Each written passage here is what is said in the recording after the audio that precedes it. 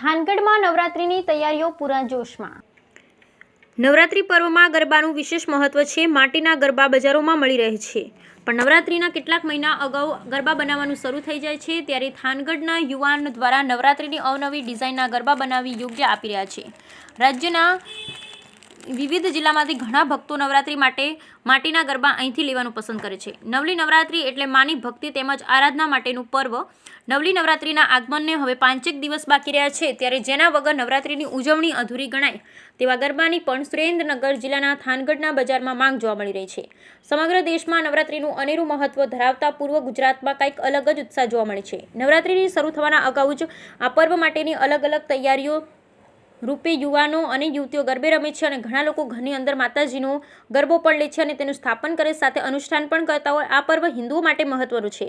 થાનમાં રહેતા માટીના ગરબા બનાવવાની કળાના જાણકાર શ્રી કાળુભાઈ મોકાશના છેલ્લા 15 વર્ષથી માટીના વ્યવસાય સાથે સંકળાયેલા છે અને ગરબા બનાવે છે, જેમાં ગરબાના બનાવની પ્રવૃત્તિમાં જોડાઈ અલગ અલગ ડિઝાઇન, ગરબાને પેઇન્ટ કરવી, રંગ કરવો, તેને ડિઝાઇન કરવું, તેનું ફિનિશિંગ કરવું, તેને બધું કામ કરે છે। તેનું વેચાણ પણ કરે છે। આ ગરબો 3 ઇંચથી લઈ 12 ઇંચ સુધીના ગરબા બનાવે છે। આ ગરબાની કિંમત 15 રૂપિયાથી લઈ 200 રૂપિયા સુધીની હોય છે।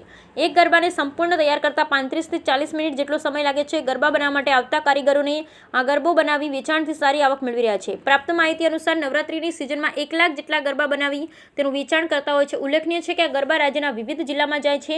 નવરાત્રિના 9 દિવસમાં ઘણા લોકો આ ગરબાની અંદર ઘરની અંદર સ્થાપન કરે તેમજ શેરીના ગરબા તેમજ મંદિરમાં પણ આ ગરબા મૂકવામાં આવે છે। ગરબાનું પણ મહત્વ હોય છે। બ્યુરો રિપોર્ટ જયેશભાઈ મોરી, સુરેન્દ્રનગર જિલ્લા, થાનગઢ તાલુકો અને થાનગઢની અંદરથી હું જીતેન્દ્રભાઈ વાસુદેવભાઈ જોશી ગરબા વિશે આપણને ટૂંકમાં સમજાવવા માંગુ। ગરબો એ અપભ્રંશ થઈ ગયેલો શબ્દ છે।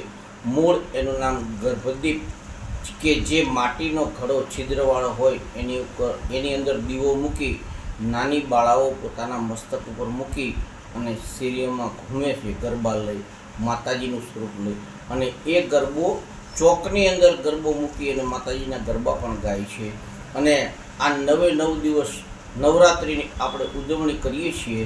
અને આ ગરબાનું મહત્ત્વ એટલા માટે છે કે માતાજીએ જ્યારે મહિષાસુર નામના રાક્ષસનો વધ કરી આસુરી શક્તિનો નાશ કરી અને દેવી શક્તિ પ્રજ્વલિત કરી, ત્યારથી પ્રથમમ શૈલપુત્રી, દ્વિતીયમ બ્રહ્મચારિણી, તૃતીયમ ચંદ્રઘંટેતિ, કુષ્માંડેતિ ચતુર્કમ, પંચમમ સ્કંદમાતેતિ, ષષ્ઠમ કાત્યાયની, સપ્તમ કાલરાત્રિ ચ મહાગૌરીતિ ચાષ્ટમમ, નવમમ સિદ્ધિદાત્રી ચ નવદુર્ગામ પ્રકૃતિદા।